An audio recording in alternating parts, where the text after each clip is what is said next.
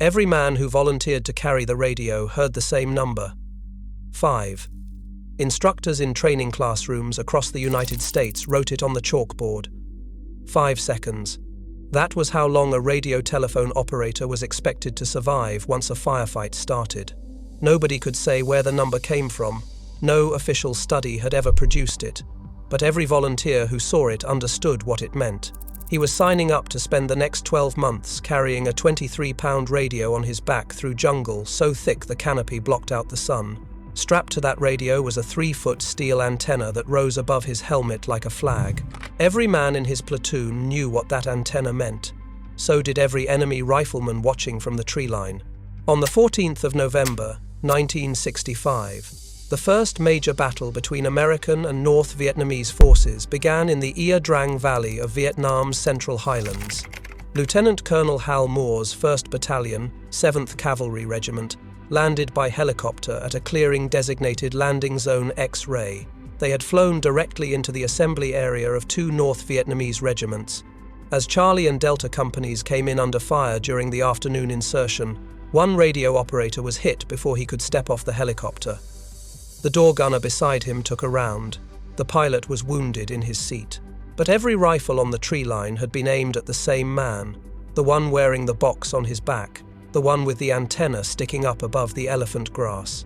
He was not the first radio operator lost in Vietnam. He would not be the last. 8 months later, in July of 1966, during Operation Hastings near the demilitarized zone, Marine radio operators with the 3rd Battalion, 4th Marines fought through some of the heaviest combat of the early war. North Vietnamese soldiers did not fire randomly into American formations. They identified targets by priority. The man with the antenna was always near the top of that list because of what the antenna represented. It was not a weapon. It was something far more dangerous. It was a voice. That antenna connected a single infantryman to every piece of American firepower within range. One call into the handset could bring a battery of 105mm howitzers onto a grid square in under 3 minutes. Another call could bring a pair of F-4 Phantoms loaded with napalm and high explosive. A third call could summon a medevac helicopter to pull a wounded Marine out of a rice paddy. Without the radio, none of that existed. Without the radio, a platoon of 30 Marines was just 30 men with rifles standing in the jungle. With the radio, that same platoon commanded more destructive power than an entire infantry battalion of the Second World War. The enemy understood this completely. The radio the Americans carried was the ANPRC-25. Every soldier and Marine who humped one through the jungle knew it simply as the PRC-25. It entered service in Vietnam in 1965, replacing the older and unreliable PRC-10 from the Korean War. The set weighed roughly 23.5 pounds with its battery. With spare batteries, the handset, the antenna, and the accessory bag, the full load pushed toward 40 pounds. Some operators who carried the optional long-range whip antenna and the Nestor encryption device reported loads closer to 54 pounds, all of it stacked on top of their weapon, ammunition, water, rations, and personal gear. A fully loaded radio telephone operator could be carrying over 100 pounds through 95-degree heat in terrain that would exhaust an unloaded man in an hour. But the weight was not the thing that got them noticed. The antenna was. The standard short antenna was a semi-rigid steel tape roughly 3 feet long, designated the AT-892. It gave the radio a working range of 3 to 4 miles. The long-range option was the AT-271 Alpha, a sectional whip that extended to nearly 10 feet. In open terrain, it could reach up to 18 miles, but a 10-foot metal pole rising above a man's head in the middle of a jungle patrol did something else entirely. It told every enemy observer exactly where the command element was. The radio telephone operator walked directly behind the platoon commander or the company commander. He had to. The officer needed the handset within arm's reach at all times. This meant that a single glance through a pair of binoculars or a rifle scope could locate 2 of the most valuable targets in the entire formation in one spot, the officer giving the orders and the man who connected those orders to the full weight of American firepower. Take both of them out, and the unit went blind. No artillery, no air support, no medevac, no communication with adjacent units or higher command. A platoon without its radio was a platoon fighting alone. On the 15th of December, 1967, near the village of Mai An in Bin Din province, a 22-year-old Specialist 4 named Alan James Lynch was serving as the radio telephone operator for Company D, 1st Battalion, 12th Cavalry, 1st Cavalry Division. His unit walked into an engagement with a numerically superior North Vietnamese force. The fighting was immediate and close. Lynch assessed the situation and fed his commander critical information that shaped the company's response. Then he saw 3 wounded soldiers lying in the open, exposed to direct enemy fire. He ran 50 meters across open ground through a wall of incoming rounds to reach them. He found a trench nearby, cleared it by taking out 2 enemy soldiers at close range, and then went back into the fire-swept area 3 separate times to drag his wounded comrades to cover. When his company was forced to withdraw under overwhelming pressure, Lynch refused to leave the wounded behind. Alone, carrying the radio on his back and a rifle in his hands, he defended that trench for 2 hours against repeated assaults. He stopped them just short of his position, using his rifle and a single grenade. He accounted for 5 enemy fighters. Then he crossed 70 meters of open terrain 5 more times to move the wounded to a more secure position before locating a friendly unit to assist with evacuation. President Richard Nixon presented Alan Lynch with the Medal of Honor on the 4th of May, 1970. His citation identifies him explicitly as a radio telephone operator. Lynch survived. Many others did not. On the 7th of August, 1969, during Operation Idaho Canyon north of Vandergrift Combat Base in Quang Tri Province, Private First Class Bruce Wayne Carter was serving as a radio operator with Company H, 2nd Battalion, 3rd Marines, 3rd Marine Division. His unit came under heavy fire from a superior North Vietnamese force. A brush fire separated the lead element from the rest of the squad. Carter, pinned down under crossfire, stood in full view of the enemy and delivered accurate fire that forced them to pull back, allowing his fellow Marines to regroup. As he led them away from the approaching flames, a hostile grenade landed between him and the men behind him. Carter did not hesitate. He threw himself on top of the grenade and absorbed the full force of the explosion with his body. He was 19 years old. His mother received his Medal of Honor posthumously. In November of 2020, more than 50 years after his sacrifice, Bruce Carter was reinterred at Arlington National Cemetery. The pattern held across every major engagement of the war. During the Battle of Hue in February of 1968, John Olson, a photographer with the Pacific edition of Stars and Stripes, spent 3 days embedded with the 3rd Platoon of Delta Company, 1st Battalion, 5th Marines. One morning, the platoon pushed forward through narrow alleys and tree-lined streets toward the tower above the east gate of the citadel. They moved at a half-crouch into a courtyard. They did not make it across. 3 enemy rockets crashed into the yard. The radio operator took the full force of one blast. Several other Marines were wounded beside him. A Navy corpsman ran out to help the fallen and was shot in the legs. Another Marine scrambled into the open to reach them, and a sniper put a round through his neck. Within minutes, 9 men were pinned inside a vacant villa. 3 of them were wounded, and the radio that connected them to everything, artillery, air support, medevac, reinforcements, was gone. In the jungles around Khe Sanh and along the demilitarized zone, the stakes were even more extreme. Small reconnaissance teams of 6 or 8 men operated deep behind enemy lines, sometimes days from the nearest friendly unit. Everything depended on the radio. It called in extraction helicopters when contact was made. It brought suppressive fire onto enemy positions. It confirmed the team's location so friendly artillery would not land on top of them. If the radio went down, there was no extraction. There was no rescue. There was nothing. On the 5th of February, 1970, Corporal Charles T. Sexton, a Marine radio operator with 3rd Force Reconnaissance Company, earned the Navy Cross for his actions in the A Shau Valley.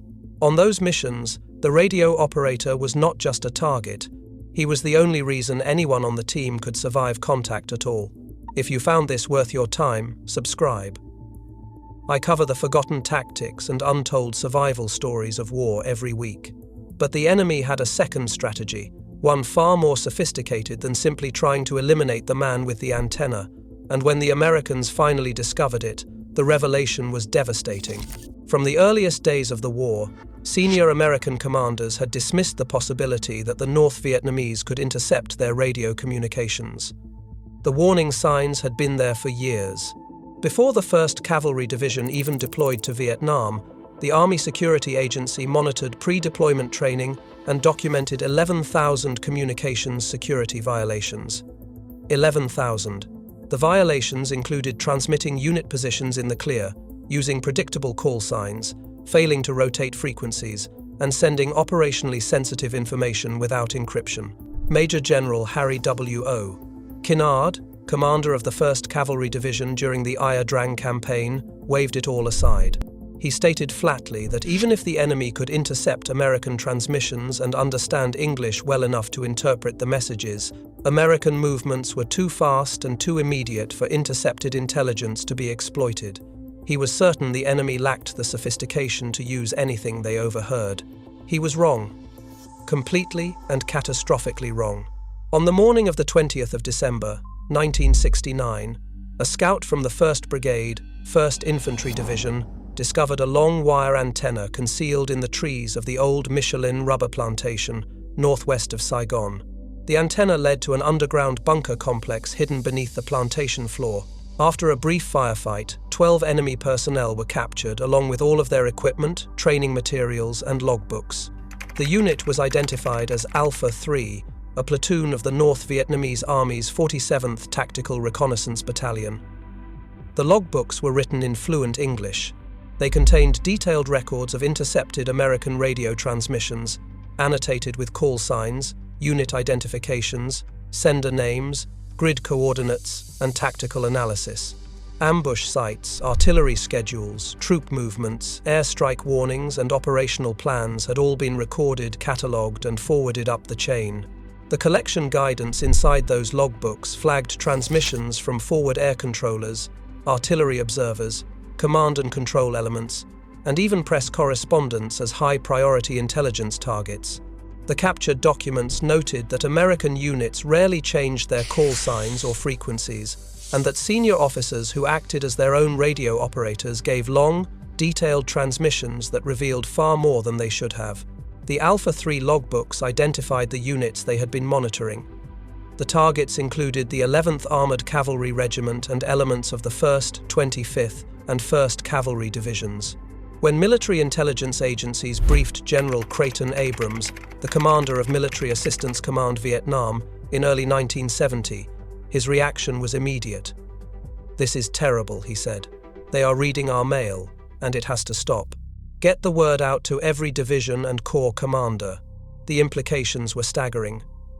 The man with the antenna had been targeted from the beginning, yes. But the enemy had also learned something far more valuable. A living radio operator broadcasting in the clear was worth more than a dead one. Every unencrypted transmission from every radio telephone operator in the field was feeding the enemy a continuous stream of American intentions, positions, and vulnerabilities.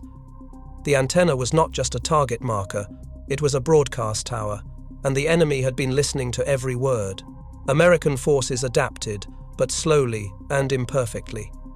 Radio operators learned to bend the short antenna over their shoulder and tuck it under their harness to lower the silhouette, trading range for concealment. They hung machetes, claymore bags, and smoke grenades over the radio to break up its distinctive rectangular profile on their backs. Officers stopped saluting in the field and removed visible rank insignia so snipers could not identify the command element. Radio operators and their officers spread their interval on patrol instead of walking side by side. Communications security procedures were tightened. Call signs and frequencies were rotated more often. Shackle codes and authentication tables were enforced. The technological fix was the ANPRC-77, fielded beginning in 1968. It was nearly identical to the PRC-25 in size and weight, but it replaced the older radio's single vacuum tube with a transistor, and more importantly, it could run the Nestor voice encryption system, designated TSECKY38. With Nestor engaged, anyone intercepting the signal heard only scrambled noise. But the encryption device was heavy, it degraded audio quality, and it shortened the radio's effective range. In the field, where every pound mattered and every lost yard of range could mean the difference between reaching a fire support base and broadcasting into empty air, many units left it behind. Most tactical radio traffic in Vietnam, from the first deployment in 1965 through the final withdrawals, stayed in the clear. The intercept capability had likely shaped the war long before anyone proved it. At Ia Drang in November of 1965, enemy monitoring of 1st Cavalry Division radio traffic may have helped the North Vietnamese attack Lieutenant Colonel Moore's battalion as it landed piecemeal at Landing Zone X-Ray. More critically, enemy forces later ambushed the 2nd Battalion, 7th Cavalry on its march to Landing Zone Albany, catching the columns strung out along a narrow trail. 155 Americans were killed in a single afternoon, with more than 100 others wounded. The column was nearly destroyed. The question of how the enemy positioned themselves so precisely was never fully answered during the battle. 4 years later, the Alpha 3 logbooks offered a chilling explanation. The men who carried those radios understood something that no technical manual ever captured. The radio was simultaneously the most important and the most dangerous object in the field. It was the reason artillery came when you needed it. It was the reason a helicopter would fly into a hot landing zone to pull out your wounded. And it was the reason a sniper's first round was aimed at your back. Radio telephone operators were hand-picked. They had to be calm under fire, fluent with map coordinates, capable of calling fire support with precision, and able to assume effective control of the unit if the officer beside them went down. At night, the radio operator rotated watch with the commanding officer, the platoon sergeant, and the medic. He slept with the handset against his ear. He was the first man awake when a transmission came in, and the last man to rest when the net finally went quiet. The job carried real status among the men who understood what it meant. It also carried a burden that did not end when the tour was over. Alan Lynch came home to Illinois. He went to work for the Department of Veterans Affairs and spent decades helping other veterans navigate the system that was supposed to take care of them. He established a non-profit foundation in his own name.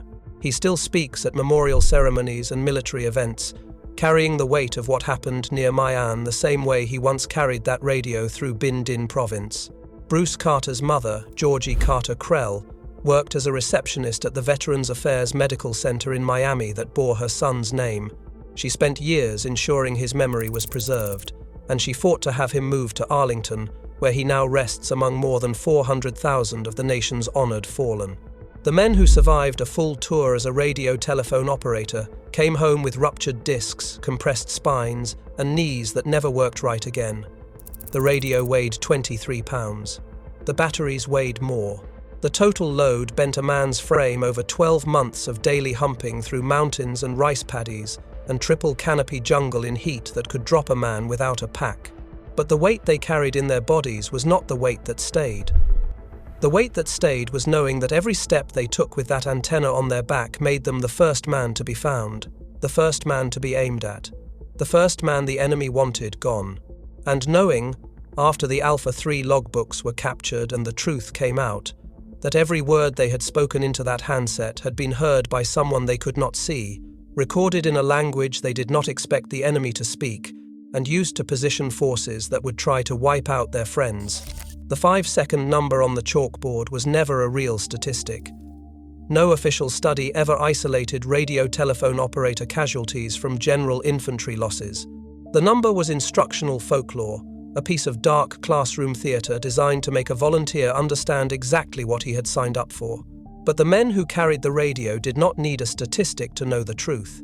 They lived it every day they walked, point on a frequency the whole jungle was listening to.